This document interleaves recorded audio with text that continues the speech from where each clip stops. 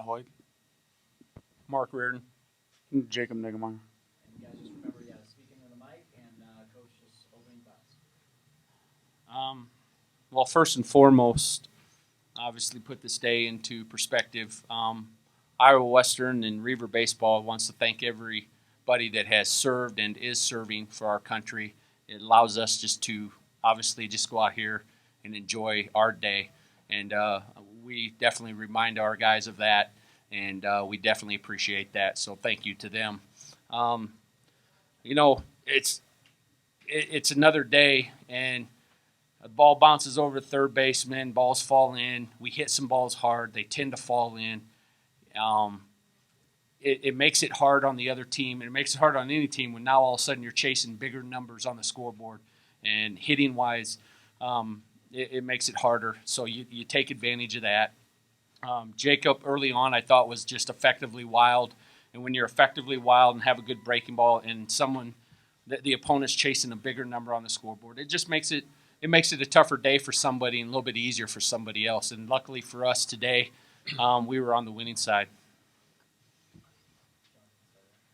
Matt, talk about your day. I mean, 4 for 4, and I don't know if you have any idea what kind of pitcher it was that you guys were going up against, but just overall, could you maybe say something about the kind of day that you had, and you guys as a team, especially with the guy that you faced today?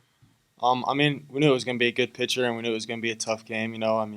We always work on the approach and staying up the middle. It was a good game, but I just want to thank the man above. And we're here playing baseball, and it was a great day to be able to Memorial Day and recognize those that have sacrificed everything. We're just over here playing a game, but just want to thank them for doing what they do for all of us.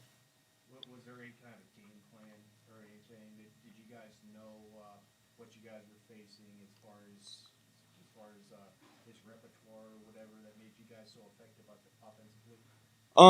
We didn't know a whole lot. We knew he was going to be a good pitcher, but everybody you face here, it's the World Series, so everyone's going to be throwing their top guys and going to have good stuff. Typical college pitcher, it figures he's throwing upper 80s, maybe 90s with a good slider, so we were just ready, hit whatever comes our way. How big was that third inning for you guys? It was big time. We had a lot of kids, up and down the lineup, getting on base, finding 2-out hits, finding holes everywhere. It was great. Get on the board, get big runs. Jacob, talk about your day. You scattered some hits over the course of the game, but never really got into trouble. What was it that what was it that you were doing that kept them so off balance over the course of the game? I just trusted in my pitches. I was a little wild in the beginning, but as Coach said, I just had to live each moment, pitch by pitch, and take deep breaths, got in a little bit of routine. Defense did a great job behind me to help me out today, and the offense made it comfortable to pitch out there. Just throw strikes and let them hit it, and got a couple breaks. But overall, I just kept doing what I've been doing all year, and it worked out. Jacob, you and I were having a conversation before the interview. You were at Ohio State before on a big stage, but compare that to pitching here at Grand Junction on the Monday night game in front of thousands. It's something definitely to be appreciative of.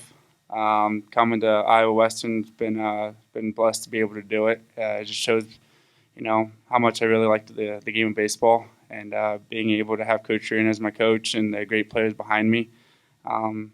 Throughout the year, being able to do what we've been doing to get this opportunity is something unbelievable, and I'm just happy I got the opportunity to experience it tonight. Mark, can you talk about Jacob's performance tonight? Jacob's been, people couldn't believe that we weren't starting him the other night. And the reason really why I did it and not starting him the other night was just Matt Lloyd. We didn't need him at the district. Got through it. He pitched a big game against Wabash in the district. Wabash had like 23, 24 games win streak then, and we beat them 5-1. We give up an unearned run late in that game. So he's been outstanding for us. But he's a link in the chain, no different than Matt Lloyd. This guy sitting to my right, Jared Gates. Obviously, you look at tonight, our 7, 8, and 9 hole tonight. That's really what Iowa Western is about, is everybody being a link in the chain on any given day. When you have the togetherness and the team that we have, anybody will pick it up. Um, he struggled, and he agrees. He struggled tonight a little bit, but boy, did he settle in when he needed to. And it just some things just there's a little luck involved too. And what I mean by that is if you're going to all of a sudden have a night where you're around the zone, but we're trying to go away and he missed in a few times, and his stuff's good enough he gets away with it. And then they always got to be aware of his slider, but it also changes everything when it's 8-0 after 3 innings. And we're the same way. We've been there where we're chasing 8, and it's harder to hit. You're trying to hit a 5-run home run. You're trying to, you're trying to do so much more, and it's just the psychological side. So tonight he was our guy. Matt Lloyd was the other day. We'll find somebody else on Wednesday, and we'll get ready to go.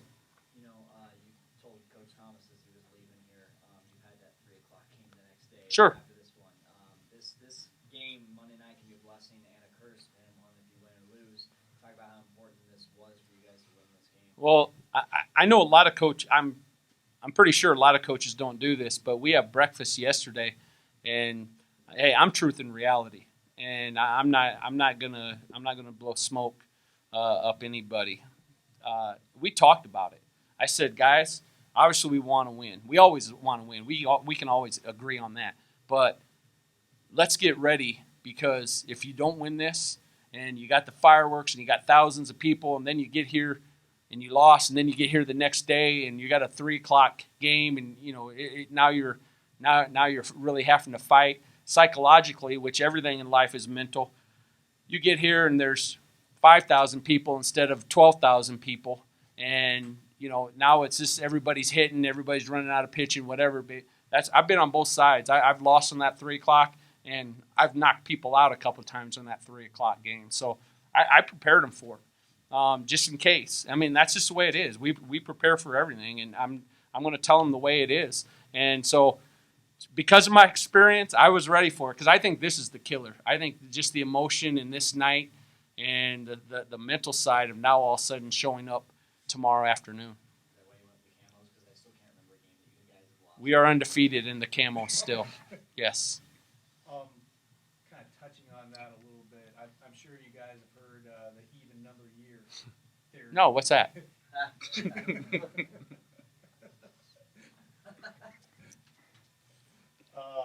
Touch on that a little bit. How you guys? I mean, there's some people who are looking at you guys as the Giants of JUCO. The even number year theory. Where you guys win that championship. Yep. How are you guys looking at this? It's really hard. I don't have enough time to explain it to you how we look at it, because it's living and breathing every day. The culture that we have and how we look at it. We win it. It's great. It's a $300 ring, and you have that the rest of your life. More importantly, you got the memories. That's the way we look at it. There's no pressure. This is our 42nd year at Iowa Western for baseball. This is Team 42. This isn't Team 40. This isn't Team 38. Okay, it might be the same jersey, but there's different hearts inside the jersey. And absolutely, it is their team. So we don't worry about 16.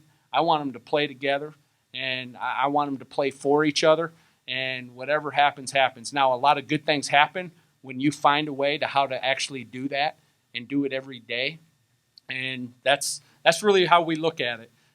These guys shouldn't feel that pressure. It's a game. It has nothing to do with their lives after here.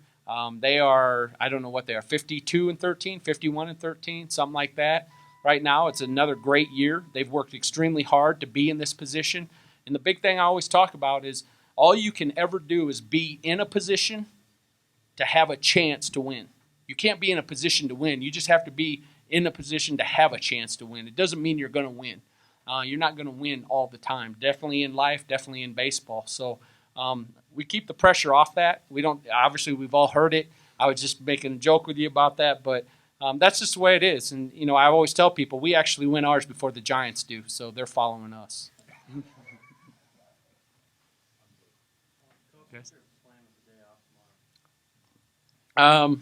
Good question. It won't be off. will it, guys? No, definitely not. All right, it won't be off. I'll have them in shorts tomorrow. I had them in practice pants the other day. I put them in shorts a lot of times so it controls me, and so we don't get too crazy on the field. But if we have the pants on, we can slide and dive, and we're getting after a little bit more team stuff. But we're definitely going to hit. I mean, the two things you got to do at the World Series for sure is you got to barrel up as many balls as possible.